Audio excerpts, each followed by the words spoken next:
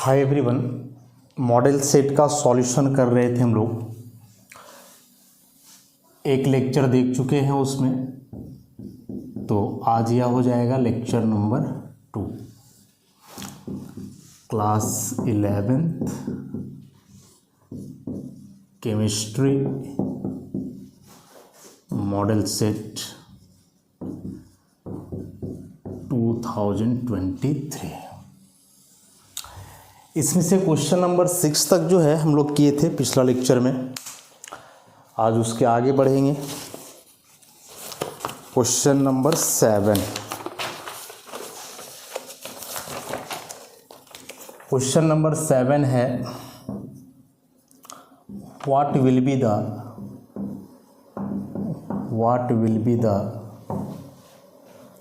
amount of water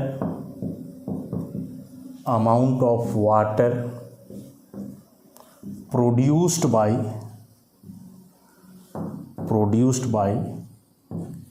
the combustion of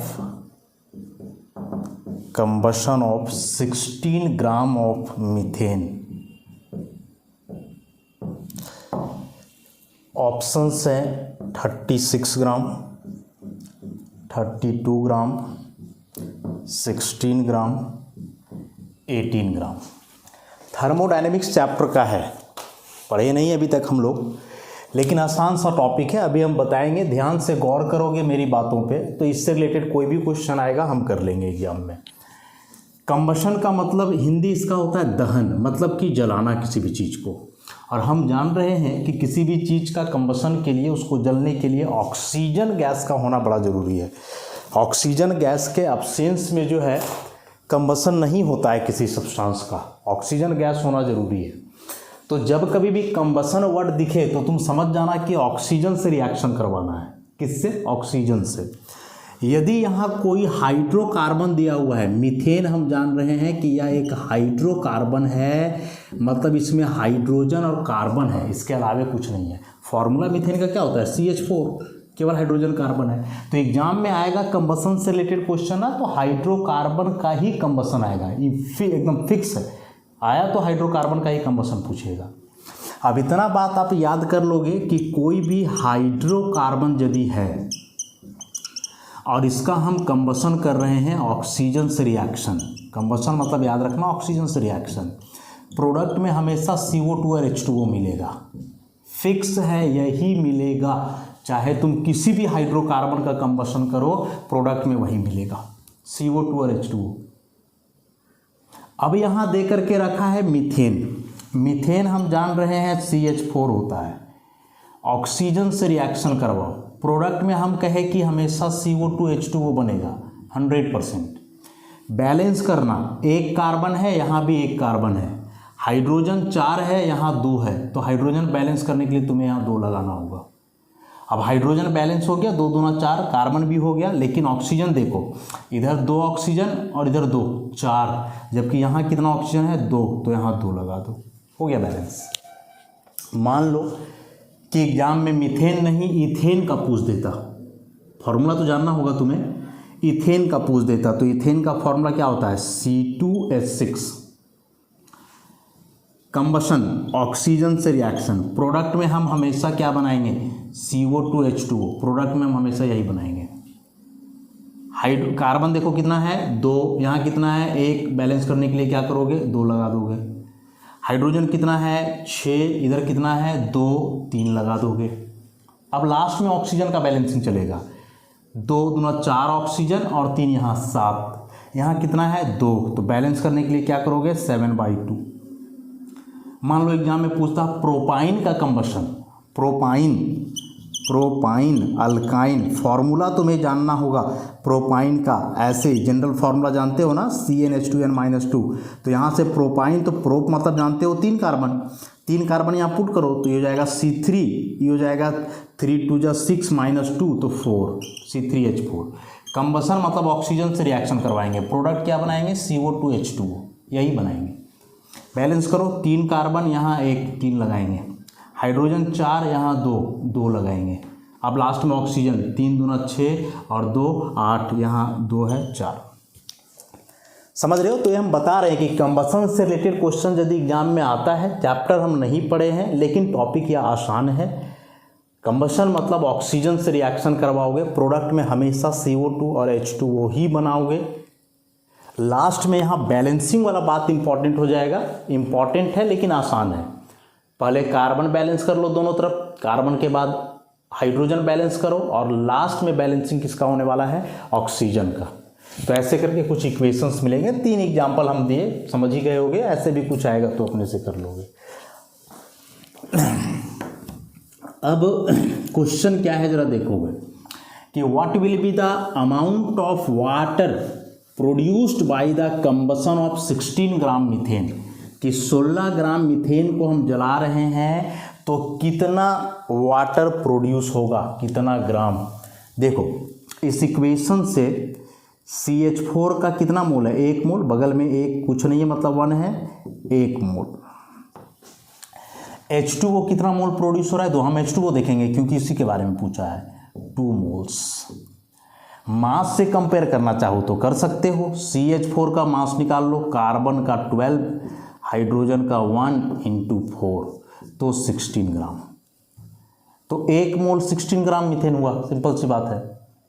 तो उसके लिए यहाँ H2O कितना प्रोड्यूस हुआ है, 2 मोल, या 2 मोल या मास के टर्म में निकालोगे तो 2, इसका 1 × 2 प्लस ऑक्सीजन का 16 तो 2 × 18 36, ऐसा 36 आ जाएगा।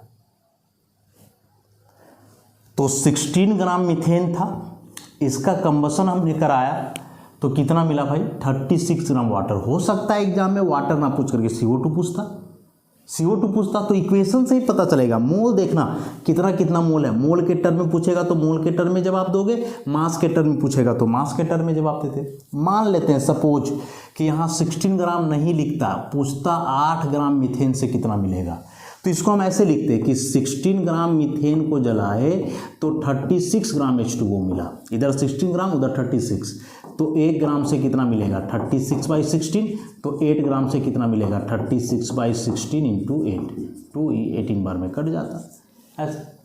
तो इस इक्वेशन के मदद से आप निकालोगे। तो फिलहाल जो दिया हुआ है उसमें 36 है, तो हम कौन सा ऑप्शन टिक करेंगे, A number, this is the correct answer. तो थर्मोडायनेमिक्स चैप्टर का था, हीट ऑफ कंबसन से रिलेटेड क्वेश्चन आएगा, और आएगा तो आसान है, हम बता दिए। इसको प्रैक्टिस कर लोगे अच्छे से फिर हो जाएगा। Next question,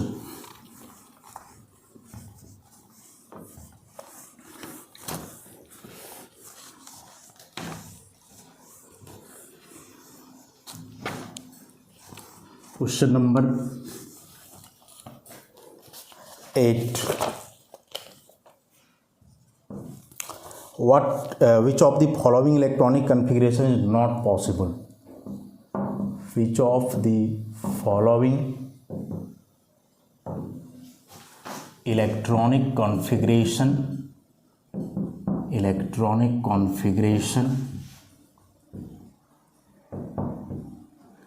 is not possible?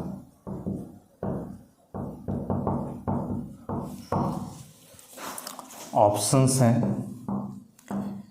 2p4, 2d5, 4s1, 5f6। लगे हाथ एक क्वेश्चन और भी लिख लें। 9 नंबर, नंबर ऑफ इलेक्ट्रॉन्स इन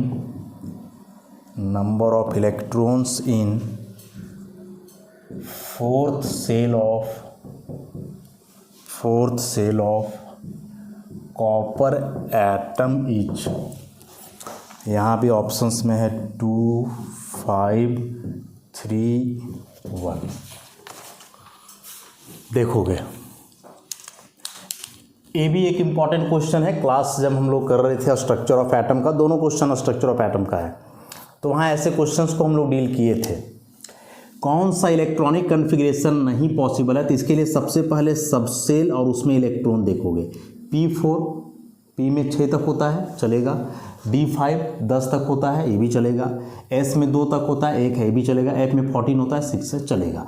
सब सेल में नहीं है।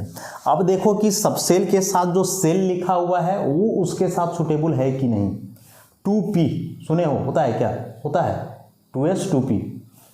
2d होता है, नहीं होता है, क्योंकि 2d के लिए 2 यहाँ n का वैल्यू है और d सबसेल है जो l रिप्रेजेंट करेगा उसको 2।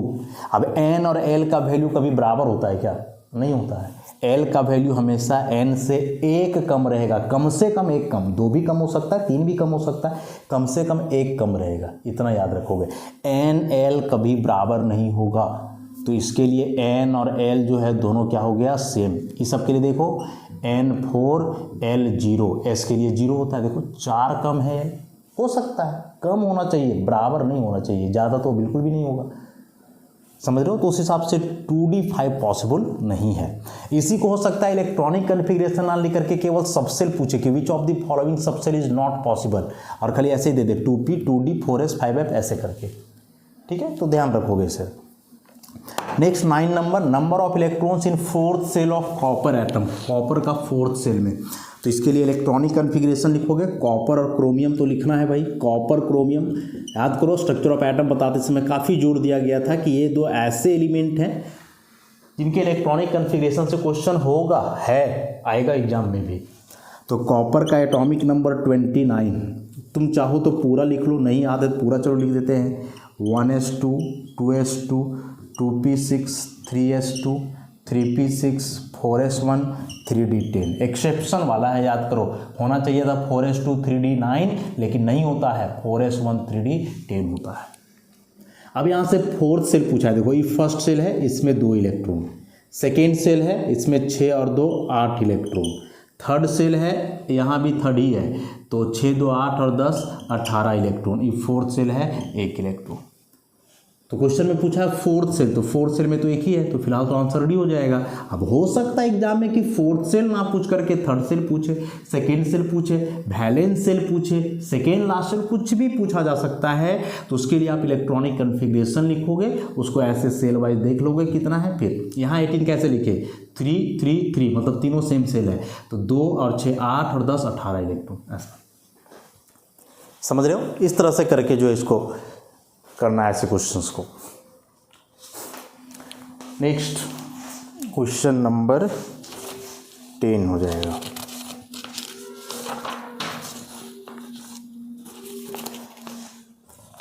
Question number 10 classification of element वाले चैप्टर से है और बड़ा ही कॉमन टाइप का क्वेश्चन है, होना चाहिए एग्जाम में ऐसा question.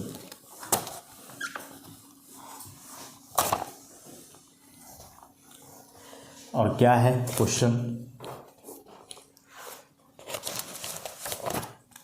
10 number, which of the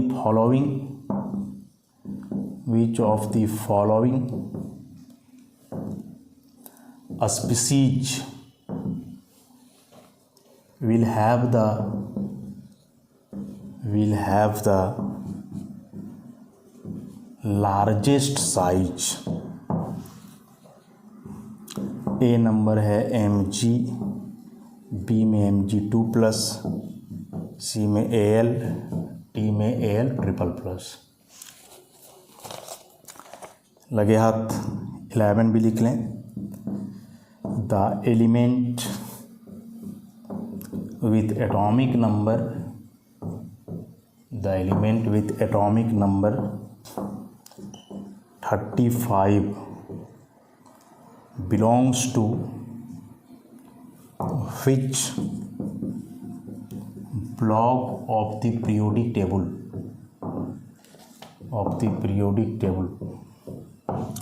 options यहाँ भी है, S block, P block, D block. ऐसा क्वेश्चन हम लोग एक किए हुए हैं, आयरन से रिलेटेड क्वेश्चन नंबर 6 था शायद। 12 number,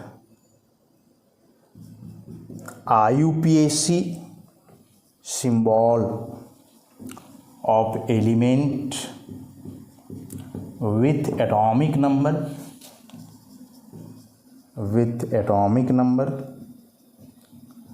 129 is UBN, B option में है UBE, UUO, UBS, ऐसा।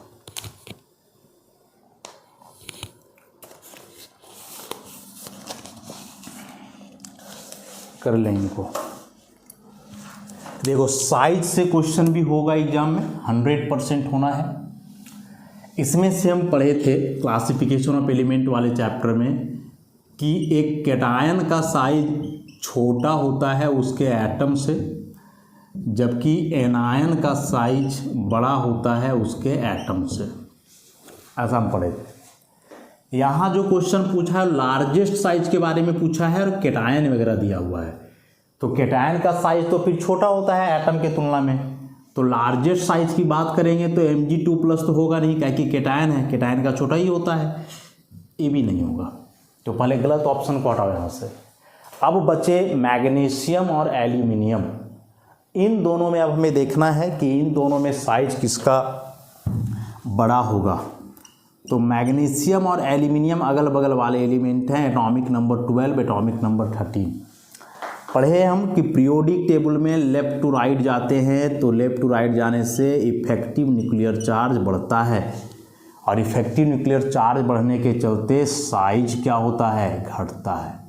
पीरियोडिक टेबल में एक पर्टिकुलर पीरियड में लेफ्ट टू राइट जाने से पहले तो इफेक्टिव न्यूक्लियर चार्ज बढ़ता है, और इफेक्टिव न्यूक्लियर चार्ज बढ़ने के चलते साइज उसका क्या होता है, घटता है। मतलब मैग्नीशियम से छोटा साइज होगा एल्यूमिनियम का, या यूँ कहें कि मैग्नीशियम का साइज बड़ा होगा एल्यूमिनियम से। तो लार्जेस्ट साइज में कौन हो गया, मैग्नीशियम। साइज से भाई ये क्वेश्चन रहेगा, ई रहे या हो सकता है कोई आइसो इलेक्ट्रॉनिक स्पीसीज का दे दे, कोई आइसो इलेक्ट्रॉनिक स्पीसीज का दे दे, मान के चलो ऐसा दे देगा Mg2+, Al++, O+-, N+-, F-, ऐसा करके आप पूछेगा इनमें सबसे बड़ा साइज किसका होगा। ठीक है, कोई चार ही देगा। तो सबसे पहले कि सब में इलेक्ट्रॉन निकाल लेना। इलेक्ट्रॉन देखो मैग्नीशियम का एटॉमिक नंबर 12 होता है, तो 12 इलेक्ट्रॉन, लेकिन 2+ है, 2 कम कर दो 10। 13 होता है, 3+ है, 3 कम कर दो 10। 8 होता है, 2 माइनस है, तो 2 इलेक्ट्रॉन जोड़ दो 10।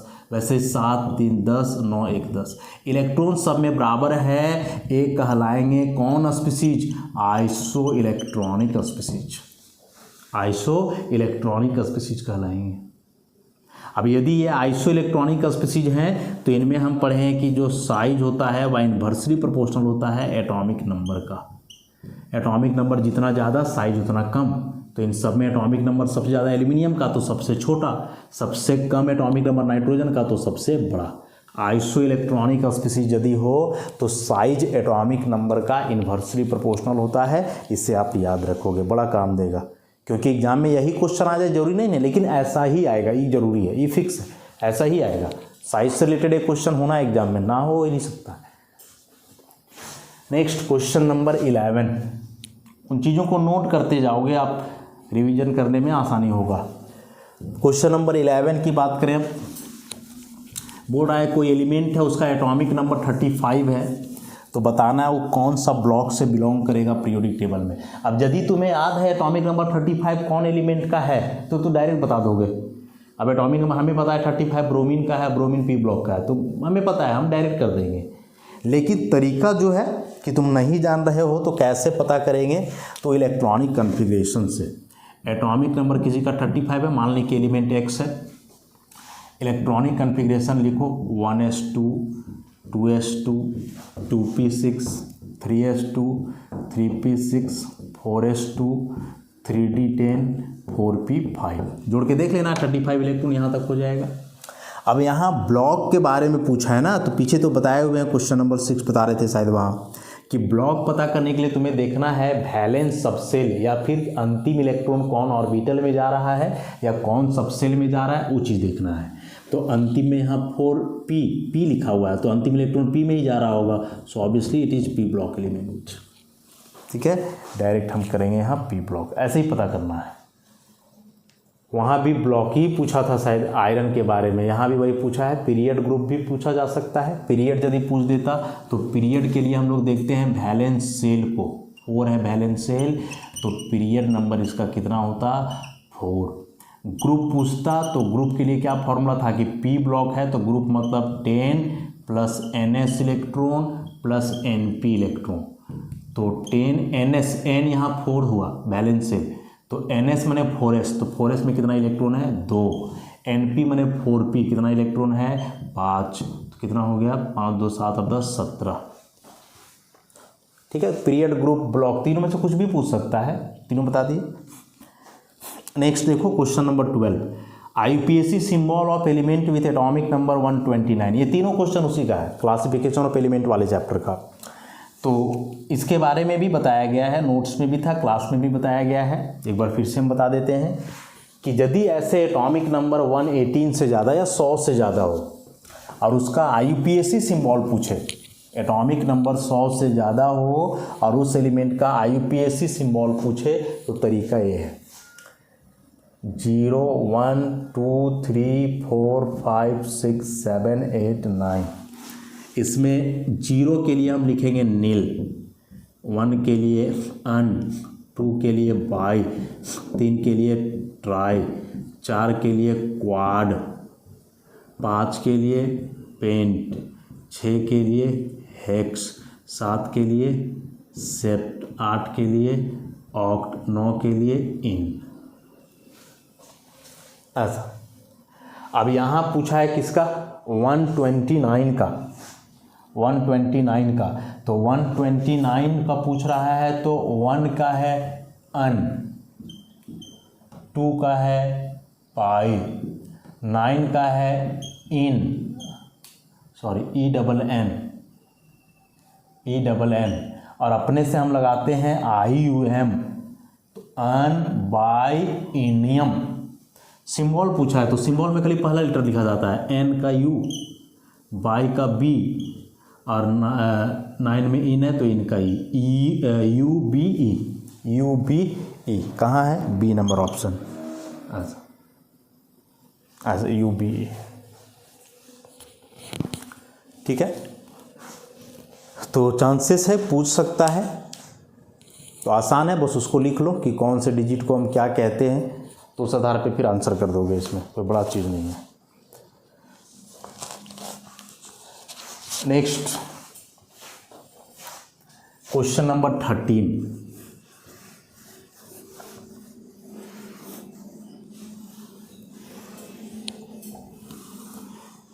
क्वेश्चन नंबर 13 ना सही, लेकिन अभी जो इससे रिलेटेड हम 3-4 क्वेश्चन बताएंगे उसमें से कोई एक एग्जाम में रहेगा, 100% रहेगा।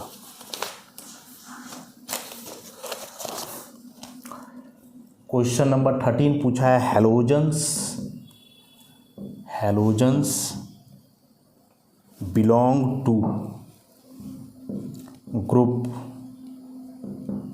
14, ग्रुप 15, ग्रुप 16 और लास्ट में ग्रुप 17। देखो इसमें से हम लिख दे रहे हैं, याद रखोगे आप। एक होता है अल्कली मेटल जो ग्रुप 1 के होते हैं, फिर है अल्कलाइन अर्थ मेटल जो ग्रुप 2 के होते हैं, फिर होता है क्वाइनेज मेटल्स जो ग्रुप 11 के होते हैं, फिर होता है वोलाटाइल मेटल्स जो ग्रुप 12 के होते हैं, उसके बाद निक्टोजेंस जो ग्रुप 15 वाले हैं, उसके बाद चाल्कोजेंस ग्रुप 16 वाले हैं, हैलोजन्स ग्रुप 17 वाले, और लास्ट में नोबल गैसेस जो ग्रुप 18 वाले हैं। अभी तो पूछा है हैलोजन, एग्जाम में जरूरी नहीं है हेलोजन पूछे, लेकिन इतना में से कोई एक पूछेगा ही पूछेगा। डायरेक्ट हेलोजन का पूछ दिया बढ़िया बात है, ना पूछे तो इतना में से कोई एक ना एक 100% एग्जाम में आने वाला है। इसके अतिरिक्त भी चांसेस है, इसके अतिरिक्त भी चांसेस है क्या कि एस और पी ब्लॉक एलिमेंट को एक साथ हम लोग क्या कहते हैं, representative elements. Representative elements. D block element को क्या कहते थे, transition element. Transition element. F block को क्या कहते थे, inner transition element. Inner transition element. इसी में दो था, लैंथेनॉइड्स, लैंथेनॉइड्स, एक्टिनॉइड्स। तो ऐसा भी एग्जाम में आ सकता है ना कि लैंथेनॉइड और एक्टिनॉइड जो है कौन से ब्लॉक से बिलोंग करते हैं, एस से, पी से, डी से या एफ से। तो लैंथेनॉइड और एक्टिनॉइड एफ ब्लॉक एलिमेंट होते हैं। ठीक है, नोट कर लोगे इसको, नोट्स में था लेकिन अभी एक जगह बता दे रहे हैं तो इसको नोट कर लोगे, एग्जाम में आएगा, 100% आएगा, इतना में से कोई भी एक आना ही है। तो इस लेक्चर में हम लोग यहीं तक रखते हैं, क्वेश्चन नंबर 13। बाकी के क्वेश्चंस को हम लोग आगे के लेक्चर से डील करेंगे। धन्यवाद।